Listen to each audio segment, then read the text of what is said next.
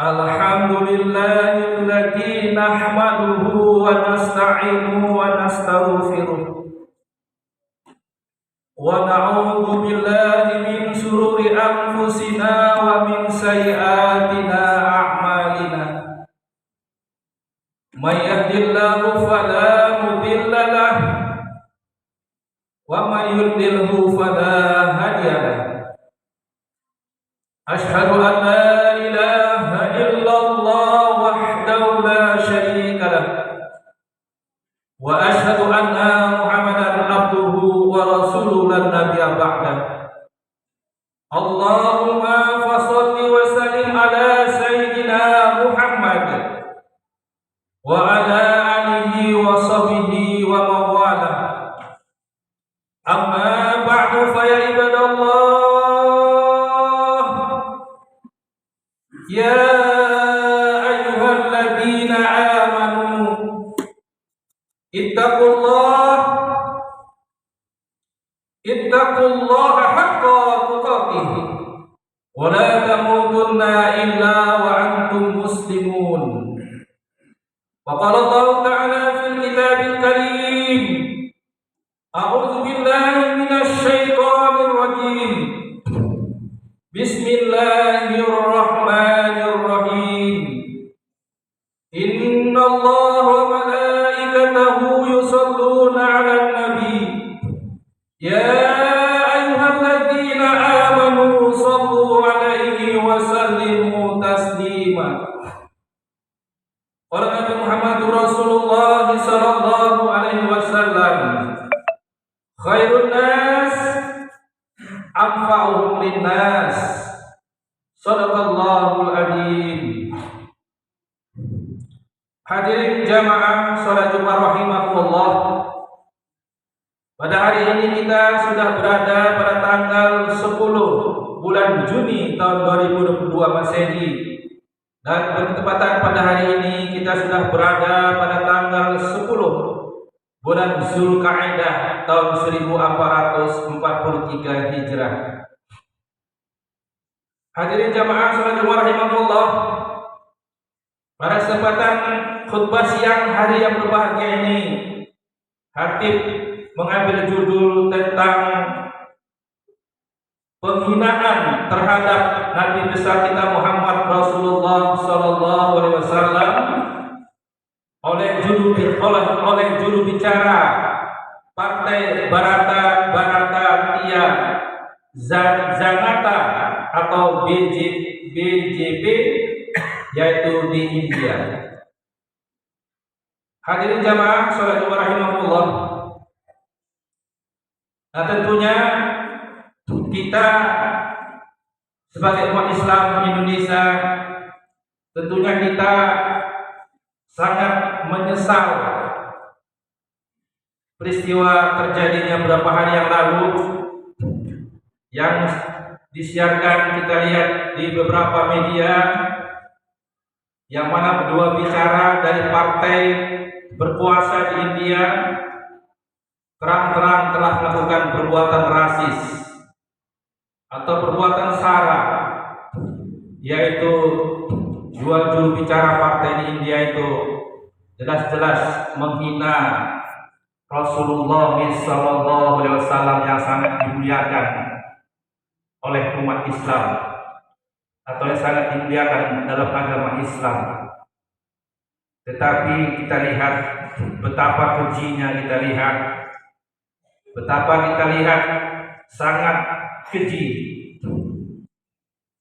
seorang junjungan kita Nabi besar Muhammad Rasulullah SAW yang memiliki akhlak mulia, yang memiliki akhlak terpuji. Tidak hanya kita lihat untuk manusia, tetapi untuk tumbuh-tumbuhan, hewan. Rasulullah SAW bahkan alam, Rasulullah sebagai diturunkan di muka bumi sebagai rahmatan lil alamin. Tetapi kita lihat alangkah kita menyedihkannya, menyesalkan kita lihat, dan sekaligus kita mengutuk ucapan daripada perwakilan dua partai di India itu yang telah menghina Rasulullah SAW. maaf cakap, ya kan, katanya orang Nabi Muhammad SAW melakukan perbuatan hina kepada ibunda kita Aisyah radhiyallahu anha. Masya Allah, na'udzubillah min dzalik. Nah itu hadirin jamaah salat rahimahullah. Nah sebagai protes kita, maka hari ini kita lihat alumni 212 dan Gerakan Nasional Pengawal Fatwa MUI serta Front Pembela Islam pada hari ini mereka demo di gedung kedutaan besar India di Jakarta. Mudah-mudahan kita Jumat depan kita menyusul untuk di luar Jakarta sebagai rasa protes kita, sebagai rasa cinta kita kepada Nabi besar Muhammad Rasulullah SAW yang telah dihina oleh dua utusan partai di India ini. Dan kita mendoakan mudah-mudahan yang menghina Rasulullah segera dapat ajab dari Allah Subhanahu wa taala. Hadirin jamaah sahabat rahimahullah. Nah, mari sejenak kita melihat bagaimana mulianya sifat Rasulullah SAW. Kita lihat saking mulianya akhlak Rasulullah SAW. Maka dari Allah kita lihat memerintahkan dalam Quran yang tadi menyatakan a'udzubillahi minasyaitonir rajim, innallaha wa malaikatahu yusholluna 'alan nabi. Ya ayyuhalladzina amanu shallu 'alaihi wa sallimu taslima. Jadi Allah memerintahkan kepada innallaha wa malaikatahu. Allah memerintahkan kepada seluruh malaikat yusholluna 'alan nabi untuk memberikan selawat. Bahkan Allah beserta para malaikat memberikan selawat kepada junjungan yang besar kita Muhammad Rasulullah SAW. Di antara 25 nabi, walaupun Nabi Muhammad nabi yang terakhir, tapi hanya Allah satu nabi lah Allah yang memerintahkan Allah beserta para malaikat berselawat kepada Nabi kita Muhammad Rasulullah SAW. Saking mulianya kita lihat sifat Nabi besar Muhammad Rasulullah, saking mulianya dari sifat Nabi besar Muhammad Rasulullah SAW. Nah untuk itu mari kita kilas balik tentang bagaimana kemuliaan Rasulullah SAW. Nah kita lihat daksur saja, ya jelas-jelas sudah jelas-jelas Rasulullah itu nampak di depan mata Rasulullah. Si daksur ingin membunuh Rasulullah. Kata daksur, wahai Muhammad, kalau ku tebas ini pedang ini ke lehermu, siapa yang membela engkau? Allah, kata Muhammad. Mendengar perkataan Allah diucapkan oleh orang yang suci, orang yang hatinya mulia, bergetar tangan daksur, jatuh pedang di depan daksur dan di depan Nabi Muhammad SAW. Maka diambil pedang oleh Rasulullah dan Rasulullah berkata kepada daksur, wahai daksur, kalau saya tebas pedang ini ke lehermu, siapa yang membelamu? Ya daksur, tidak ada orang lain ya Rasulullah, ya Muhammad yang bisa membela aku kecuali engkau memaafkan aku, kata daksur. Baik, kata Rasulullah, ini pedang ambil, bawa pulang, ku maafkan kau. Maka tertunduklah daksur di hadapan Rasulullah melihat bagaimana kemuliaan sifat Rasulullah SAW. Jelas-jelas orang depan matanya orang yang membunuh dia tak dendam kepada daksur, bahkan dia memaafkan daksur. Kalau kita jelas-jelas depan orang membunuh kita, begitu dia lumpuh langsung kita tebas dia lehernya. Tapi Rasulullah tidak seperti itu. Begitulah tingginya anak Rasulullah SAW. Itu kepada orang kafir. Tapi hanya daksur mengucapkan kalimat tauhid, asyhadu an la ilaha illallah wa asyhadu anna Muhammadan daksur masuk Islam. Nah kemudian juga kita lihat tidak hanya bermanfaat bagi orang yang hidup, tapi orang yang meninggal pun. Kita lihat ketika Rasulullah lewat di kuburan, Rasulullah terdengar ada suara orang diajak di kubur. Maka Rasulullah memetikkan pelepah buah kurma itu, ditancapkan oleh Rasulullah di depan kuburan itu, di atas kubur dan mayit itu. Maka ditanya oleh sahabat, ya Rasulullah, apa yang terjadi ya Rasulullah? Maka Rasulullah menyatakan, aku tadi terdengar suara siksaan sedang dikubur, terdengar suara mayit sedang disiksa, kata Rasulullah SAW. Maka kata Rasulullah, selagi pelepah kurma ini hidup, selagi pohon ini hidup, dia akan mendapatkan syafaat dan terlepas dari siksa kubur. Nah, kemudian juga kita lihat akhlak Rasulullah SAW. Kita lihat ketika dia setiap hari diludahi oleh kafir Quraisy, hendak pergi ke masjid diludahi, setiap hari diludahi. Tapi Rasulullah berhari-hari diludahi, tak pernah dia menoleh siapa yang meludah aku, tak pernah. Tapi pada satu hari yang tak ada hal yang meludahi dia, baru Rasulullah menengok ke atas, loh kok tidak ada lagi orang yang meludahi saya. Baru datang utusan dari sebatang sahabat, ya Rasulullah, orang yang selalu meludahi kamu itu, orang yang setiap hari meludahi kamu itu sekarang sedang sakit. Maka Rasulullah ketika pulang dari masjid, Rasulullah pulang berdesa-desa, pulang ke rumah, sampai di rumah menyatakan kepada Aisyah radhiyallahu anha, wahai Aisyah, kau bungkuskanlah makanan, aku mau mengantar orang yang sedang sakit. Nah, ketika sampai kita lihat ke rumah, diketok pintu, tok tok tok. Siapa? Muhammad. Mau kamu menggigillah orang yang sakit tadi, menggigil ya. Kenapa? Karena dia kalau pada hari ini Rasulullah membalas dendam kepada saya, hajarlah saya sedang tak berdaya, sedang sakit. Tapi begitu dibuka pintu, tak nampak Rasulullah itu sedang menjinjing bungkusan kurma dan roti. Maka terpikirlah oleh kafir Quraisy tadi yang meludahi Rasulullah tadi, terpikirlah dia dalam hatinya, orang yang selama ini saya ludahi, orang selama ini saya benci, pada hari ini dia juga yang orang pertama datang mengetuk pintu rumah saya dan membawakan makanan ke tempat saya. Sementara Tuhan saya yang selama ini saya puja, sementara Tuhan saya yang selama ini saya agung-agungkan, tokoh-tokoh kafir Quraisy itu yang dia agungkan, yang dia puja, belum datang ke rumah dia yang sedang sakit. Maka disitulah dia berpikir betapa mulianya perbuatan, betapa mulianya hati Rasulullah, betapa mulianya akhlak Rasulullah Sallallahu Alaihi Wasallam. Maka disitulah dipeluknya Rasulullah, karena dia berpikir akhlak Rasulullah sangat mulia. Disitu dialah memeluk Rasulullah dan mengucapkan kalimat syahadat, asyhadu an la ilaha illallah wa asyhadu anna Rasulullah. Betapa kita lihat tingginya akhlak mulia akhlak Rasulullah Sallallahu Alaihi Wasallam. Dan kita lihat ketika Rasulullah Sallallahu Alaihi Wasallam menceritakan tentang neraka, bagaimana dahsyatnya neraka itu, ada 7 lapisan neraka, 7 lubang neraka, dan diterangkanlah secara singkat bahwa neraka yang ke-7 itu siapakah penghuninya, ya Jibril. Maka Jibril menyatakan bahwa neraka ke-7 itu isinya adalah umatmu ya Muhammad Sallallahu Alaihi Wasallam. Nah, ketika itulah Rasulullah pingsan ya, melihat betapa sedihnya, dan Rasulullah tidak ingin bahwa satu orang pun umatnya jangan sampai masuk ke neraka.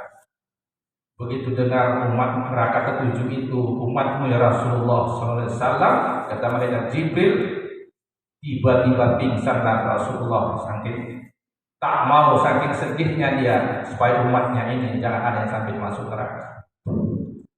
Nah, sehingga Rasulullah 3 hari 3 malam setelah pulang dari masjid dia tak makan, langsung sujud. Ketika azan berbangun dari sujud ke masjid, pulang dari masjid Rasulullah tetap sujud lagi, tak makan tak minum selama 3 hari 3 malam. Maka sahabat-sahabat sedih melihat Rasulullah ya. Maka kita lihat Ali sendiri datang ke rumah Rasulullah, ketok pintu, Rasulullah tak membuka pintu, sehingga sedih. Kita lihat Ali ya, jumpa Umar di jalan, maka Umar heran lihat Ali, kenapa?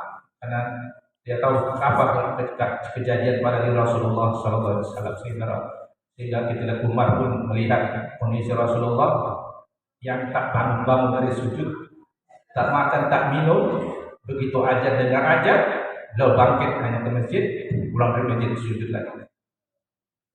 Maka ketika itulah turun malaikat Jibril memberikan penawar sejuk kepada Rasulullah SAW. Wahai Rasulullah, ya Allah telah menurunkan ya keistimewaan buat kamu ya Rasulullah supaya kamu tidak masuk neraka. Maka turunlah ya ayyuhallazina amanu kutiba alaikumusiyam kama kutiba alal lakum tattaqun. Sehingga ya Rasulullah, dengan Ramadan, dengan puasa Ramadan, insya Allah umatmu tidak akan masuk ke neraka yang ketujuh ini. Barulah Rasulullah itu berdiri dia dan bergembira, senang Rasulullah. Itulah salah satu upaya supaya umat tidak masuk neraka. Maka berpuasalah di bulan Ramadan. Disitulah kegembiraan Rasulullah SAW. Hadirin jamaah salat warahmatullah. Dan pada akhirnya ketika Rasulullah SAW meninggalkan dunia ini, maka pesan Rasulullah SAW ada 3. Nah, pertama kata Rasulullah yaitu aqimis sholat, tegakkan sholat, tegakkan sholat. Kenapa? Karena betapa pentingnya menegakkan sholat. Nah, kemudian kata Rasulullah, hargai wanita, lindungi wanita, khairun nas, an-nisa, an-nisa, an-nisa. Nah, kata Rasulullah, lindungilah wanita, lindungilah wanita. Nah, terakhir kata Rasulullah, ummati, ummati. Maka Rasulullah dalam akhir ayatnya dia tetap mengingat kepada kita umatnya, umatnya. Nah, itu hadirin jamaah salat warahmatullah. Maka dengan betapa mulianya akhlak Rasulullah SAW dan tidak punya masyar, mana pada saat hari itu tidak ada perlindungan, perlindungan Allah dan syafaat Rasulullah SAW. Nah, sehingga marilah kita selagi kita masih hidup di dunia ini, maka marilah kita perbanyak mengucapkan selawat kepada Rasulullah SAW. Ya insya Allah dengan kita selalu memperbanyak selawat kepada Rasulullah SAW, insya Allah tidak perlu mahsyar ya kita mendapatkan syafaat dari Rasulullah SAW. Dan saya menjumpai teman saya, ya tidak boleh saya sebutkan namanya, tapi dia tugas di PDA Tirta tadi. Setiap hari dia berselawat kepada Rasulullah SAW tak kurang dari 10.000. Allahu Akbar. Saya paling bisa 100 kali saya setiap hari selawat kepada Rasulullah SAW. Tapi luar biasa teman saya itu, karena cintanya kepada Rasulullah SAW. Dia seorang pegawai, tiap hari tak lebih dia 10.000 berselawat kepada Rasulullah SAW setiap hari. Nanti itu hadirin jamaah salat warahmatullah, mumpung kita masih berikan kesempatan hidup, ya janganlah kita pelit-pelit ya kita untuk berselawat kepada Rasulullah SAW. Ya Allahumma sholli ala sayyidina Muhammad wa ala ali Muhammad. Perbanyaklah tiap hari kita berselawat kepada Rasulullah SAW, karena selawat kita akan memberikan syafaat kita dari masyarakat. Bahkan nanti dalam masa kita lihat, apabila catatan amal baik kita dengan perbuatan buruk kita ditimbang nanti di yaumil mizan, sama dia berat dosa, berat pahala sama berat dosa sama dia. Tapi karena kita selalu berselawat kepada Rasulullah SAW, nah muncullah selawat Rasulullah tadi ke amal baik. Ya, otomatis Rasulullah ya memberikan selawat kepada orang yang sama pahalanya dengan perbuatan jahat yang sama, dia di masyarakat di mizan, maka diberikan selawat kepada Rasulullah, naiklah amal baiknya itu, akhirnya masuk surga. Allah. Jadi betapa kita lihat mulianya anak Rasulullah SAW dan betapa pentingnya kita harus memperbanyak selawat kepada Rasulullah SAW. Nah di sini lihat, kita sayangkan, kita lihat di India, ya mereka sekarang ini sedang melakukan Islamofobia. Nah di India mereka melakukan ya upaya pembencian terhadap Islam di sana, kita lihat. Bahkan kita lihat banyak umat Islam yang di India, kita lihat tidak hanya diteror, tidak hanya kita lihat dicaci maki, diintimidasi, tapi sampai sekarang banyak umat Islam di India itu dibunuh oleh mereka-mereka yang anti kepada Islam. Padahal kita lihat mereka itu hanya termakan isu oleh kita lihat provokator-provokator yang anti kepada Islam. Kalau mereka tuh mau mengerti bagaimana Islam sebagai rahmatan lil alamin, pasti mereka itu sadar dan tidak akan mau membenci, menghina Rasulullah SAW atau melecehkan Al-Quran. Itu kitab Allah, kitab suci Allah Subhanahu wa Ta'ala. Hadirin jamaah salat Jumat rahmatullah. Nah, untuk mari kita memberikan support dan dukungan ya kepada ya kawan-kawan kita, dan kita mintakan kepada pemerintah Indonesia, sebagaimana pemerintah Indonesia yang terjadi masyarakat beragama Islam, berikanlah suatu protes ya, berikanlah suatu sebuah ultimatum atau dua peringatan, membuat pernyataan yang pemerintah Indonesia terhadap perilaku ya yang mewakili dua partai di India ini, ya supaya diberikan hukum sanksi dan hukuman yang sangat berat. Ya, kenapa? Karena perbuatannya sangat biadab, ya, sangat biadab dan sangat memancing ya terjadinya rasis ya di dunia. Alhamdulillah kita lihat ya negara Qatar dan Turki, beberapa negara-negara Islam yang fanatisnya tinggi, mereka sudah melakukan protes dan memberikan saran kepada pemerintah India, bahkan sudah menyampaikan kepada PBB ya, supaya jangan mereka melakukan genosia ya, pemusnahan secara massal umat Islam. Mereka ini juga membuat seperti kayak di Uighur, bagaimana umat Islam itu dikarantina, bagaimana umat Islam itu ya dimusnahkan. Nah, sudah nampak kita lihat gerakan-gerakan India, dan kita siap untuk melakukan jihad terhadap saudara-saudara kita baik di India maupun di Palestina. Apabila saudara-saudara India kita ya tidak hanya diintimidasi, tapi kita siap membela jihad terhadap saudara-saudara kita yang dibunuh atau diperangi ya terhadap orang-orang kafir. Dan kita apabila mati, kita adalah pembelaan saudara-saudara kita yang Islam. Apabila kita mati, meninggal, membela agama kita, membela kebenaran Rasulullah SAW, itu sebuah mati yang sangat kita cita-citakan, sebuah kematian yang sangat kita idam-idamkan, kematian jihadul fi sabilillah, jihad membela agama Allah, jihad membela kebenaran Rasulullah SAW, dan jihad membela umat Islam. Ya, insya Allah kalau kita mati dalam pada jihad, kita tidak ada lagi ya pemeriksaan di kubur, di alam barzakh, dan tidak ada lagi pemeriksaan di yaumul mahsyar. Begitu kita meninggal ya, pakaian kita langsung berdarah dibungkus sama kain kafan, tidak lagi dimandikan ya, langsung disolatkan. Nah, begitu jenazah masuk dalam kubur, maka roh kita sudah ditampung sama ribuan ratusan malaikat, membawa roh kita langsung ke alam mahfuz untuk siap-siap dibawa ke surga Allah, surga jannatul na'im. Jadi kita jangan takut untuk mati dalam pada jihad. Ya, sebuah mati yang sangat mulia, mati yang sangat dicita-citakan oleh seluruh kita umat Islam. Ya, satu-satunya mati jihad fisabilillah, satu-satunya mati yang tidak dihisab di alam kubur, tidak dihisab di yaumul mahsyar, mati dalam badan jihad fisabilillah. Allahu Akbar.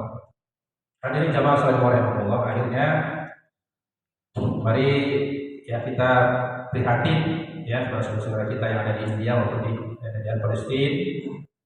Ya, mudah-mudahan kita berdoa kepada Allah Subhanahu wa Ta'ala, mudah-mudahan Allah memberikan petunjuk hidayah kepada orang-orang yang rasis, kepada Islam, kepada orang yang anti Islam, dan kita juga mengutuk ya kepada mereka-mereka yang membenci Islam, menistakan Islam, menistakan agama Islam, menistakan Nabi kita Muhammad Rasulullah SAW. Mudah-mudahan Allah ya memberikan ajab ya yang seberat-beratnya.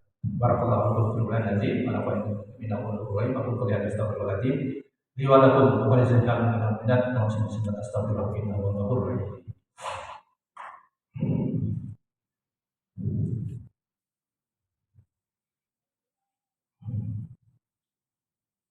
Alhamdulillah